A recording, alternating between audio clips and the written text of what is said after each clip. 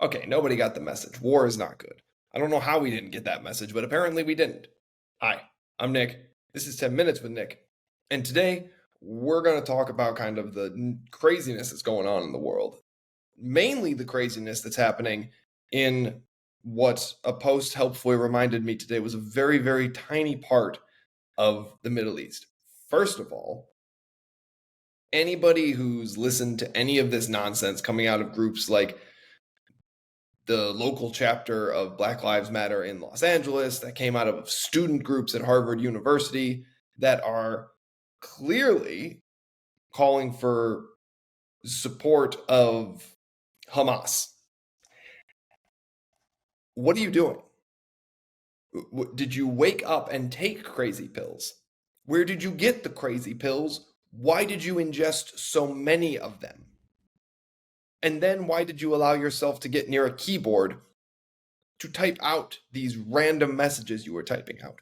Everything in the last 3 days has become about this weird, like, trying to find equivalence, trying to say, like, oh, well, these guys are, what happened is bad, but this is also going on over here. And that, did the world just take the same dose of crazy pills and just everybody? I look like a cartoon character right now. I look crazy, and I'm more sane than most of the people on the internet right now. I look like a cartoon character. Like, if you're not watching the YouTube of this right now, I look like the Bugs Bunny character when he has a 5 o'clock shadow. I look like what an animator drew on a cartoon character's face to show that somebody was tired or drunk or something like that. But all these things I've just talked about, I've glossed over them. I haven't even gotten properly into them. Let's go into them a little bit. First off, Harvard University had a group of student groups, a coalition of student groups, either way, put out a letter of support to Palestine. Now, I could have forgiven this if the letter had just said something along the lines of, we mourn the loss of innocent life in Palestine. We mourn the loss of innocent life in Palestine. Okay, insensitive and incorrect to not say we mourn the loss of innocent life in both Israel and Palestine, right? Because a lot of innocent people in Israel have been killed or kidnapped in the surprise attack that was launched by Hamas. Okay, I could have said to myself, they're students, forgive them, they know not what they do. This was a statement of, like, weird direct support for the actions of Hamas as a group. Like, what is happening is justified and is the fault of Israel. No. Just no. Harvard University is allegedly an elite university, a place you want to go to. I don't know that it's been that way for a couple of years or that it hasn't just been coasting on its reputation, but it had that reputation. If it did, I hope that this incident blows that reputation up. Now, I don't believe that the response of some companies is appropriate to say, like, we demand that the identities of these students be released so that we know not to hire them anymore. Kids do dumb things, right? Kids do dumb things. This is absolutely one of the dumbest things they could possibly do. But kids do dumb things. Like, they should be dealt with by the school. Maybe they should be expelled. I don't know.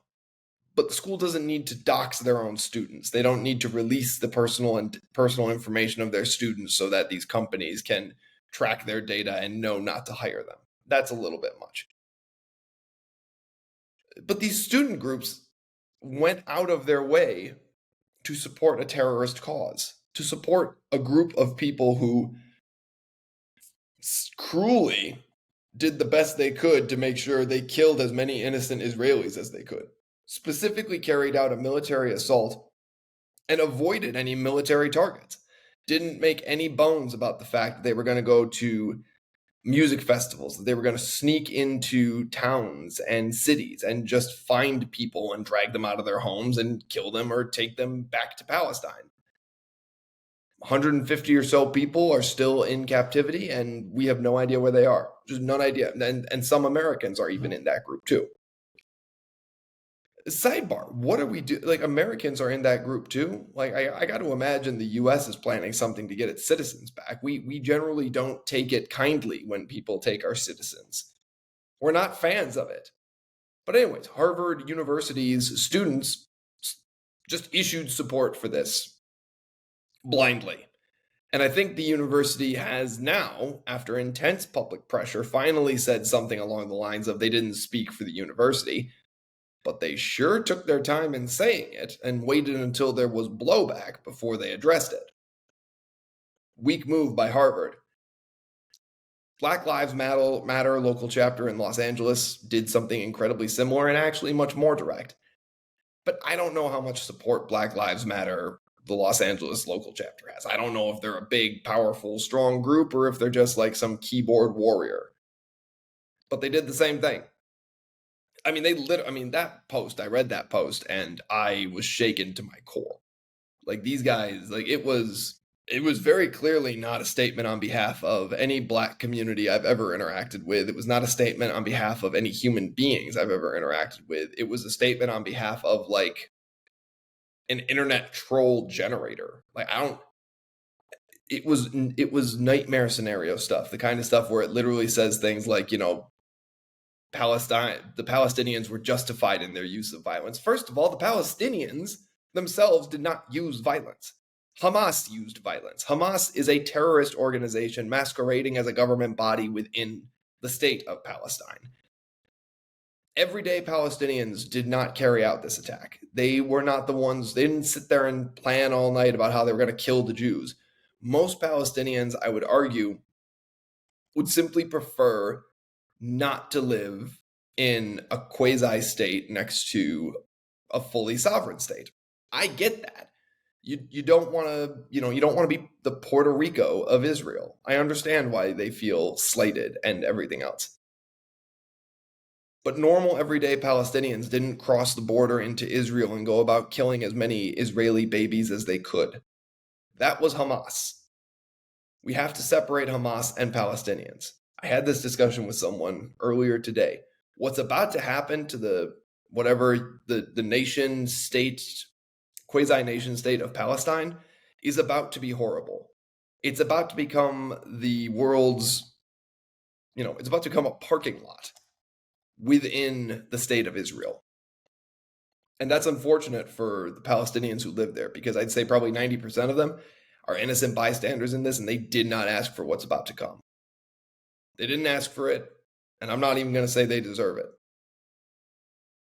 Because the only ones who deserve it are Hamas. The problem is Hamas is hiding in the population. They're hiding like cowards inside of the Palestinian body of people, and Israel is not equipped for urban war fighting, and a lot of Palestine is urban.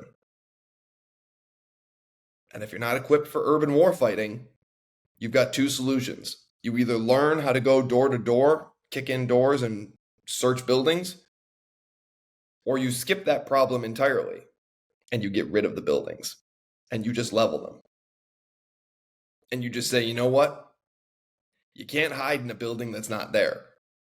That is what you would call the nuclear option in war. I mean, that's scorched earth. Given the size of Israel and the level of threat it usually faces from its neighbors, I would bet that scorched earth is probably its first option.